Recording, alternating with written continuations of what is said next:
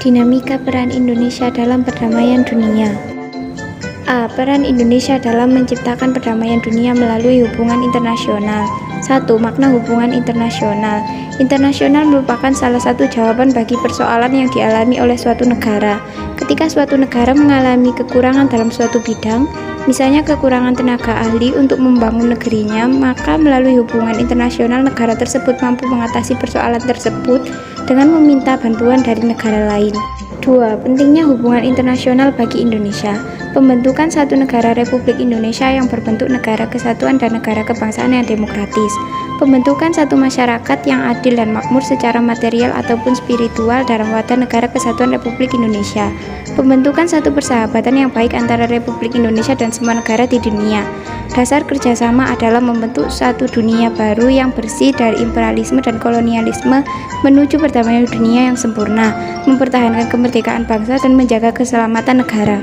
3. Politik luar negeri Indonesia dalam menjalin hubungan internasional. Indonesia menjadi anggota Perserikatan Bangsa-Bangsa yang ke-60 pada tanggal 28 September 1950, memprakarsai penyelenggaraan Konferensi Asia Afrika pada tahun 1955. Keaktifan Indonesia sebagai salah satu pendiri gerakan non-blok pada tahun 1961.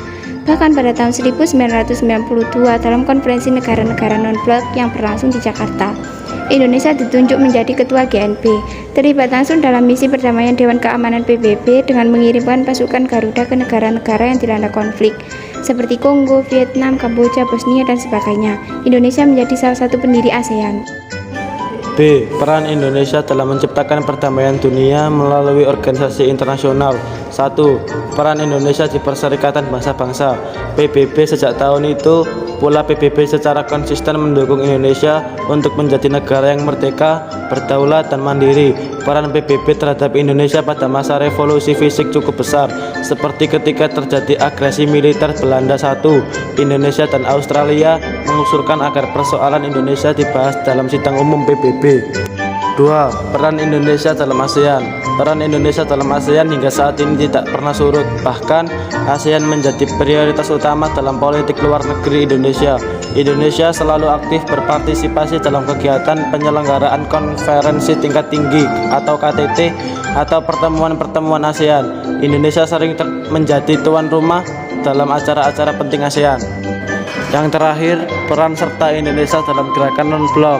Bagi Indonesia, gerakan non-blok atau GNP merupakan wadah yang tepat bagi negara-negara berkembang untuk memperjuangkan cita-citanya, dan untuk itu Indonesia senantiasa berusaha secara konsisten dan aktif membantu berbagai upaya ke arah pencapaian tujuan dan prinsip-prinsip gerakan non-blok.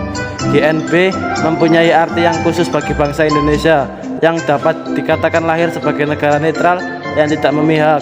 Hal tersebut tercermin dalam pembukaan Undang-Undang Dasar Negara Republik Indonesia tahun 1945 yang menyatakan bahwa kemerdekaan adalah hak segala bangsa, dan oleh sebab itu maka penjajahan di atas dunia harus dihapuskan karena tidak sesuai dengan peri kemanusiaan dan peri keadilan.